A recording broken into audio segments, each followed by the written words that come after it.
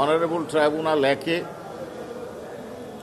মোট 5টা মামলার দিন ধার্য ছিল। তার মধ্যে তদন্ত প্রতিবেদন দাখিলের জন্য ছিল শাপলা গণহত্যা এবং চট্টগ্রামের হত্যাকাণ্ড, যেটা জুলাই গণ অভ্যুত্থান চলাকালীন সংগঠিত হয়েছে।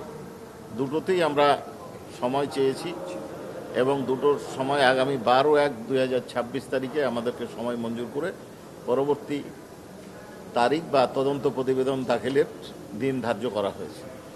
এছাড়া আরও ছোটোখাটো দু একটা ম্যাটার ছিল। আর সর্বশেষ যেটা ছিল সেটা হচ্ছে ট্রাইব্যুনাল হলে চাঙ্কারপুল হত্যাকাণ্ডের যে মামলা, সেই মামলার সাক্ষ্য গ্রহণের জন্য আজকে আমরা 2জন সাক্ষীর হাজিরা দিয়েছিলাম। একজন হচ্ছে একটা জব্দ তালিকার সাক্ষী, তিনি তার সাক্ষ্য প্রদান শেষ করেছেন।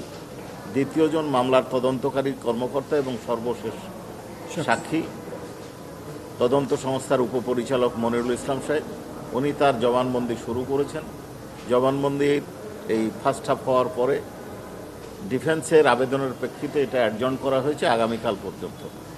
ট্রাইব্যুনাল 2-এ আজকে দুটো মামলা ধার্য ছিল। একটা হচ্ছে আবু সাঈদ হত্যাকাণ্ডের, সেইখানে আমরা 2জন সাক্ষীর হাজিরা দিয়েছি। তার মধ্যে একজন সাক্ষী আশরাফুল ইসলামের জবানবন্দি সকালে গৃহীত হয়েছে, তার জেরা চলমান আছে। আর একজন সাক্ষী পুলিশ সাক্ষীর হাজিরা দিয়েছি, আশা করছি সেকেন্ড হাফে হবে। আরেকটি মামলা ছিল, সেটা হচ্ছে আশুলিয়ায় লাশ পোড়ানো।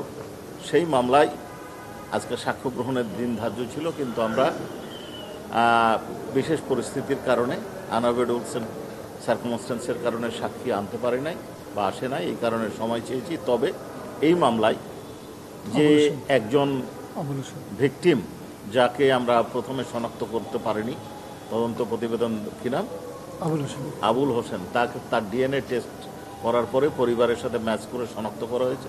সেই লাশটা উত্তোলন করে তাদের পরিবারকে ফেরত দেওয়ার জন্য আবেদন করেছি।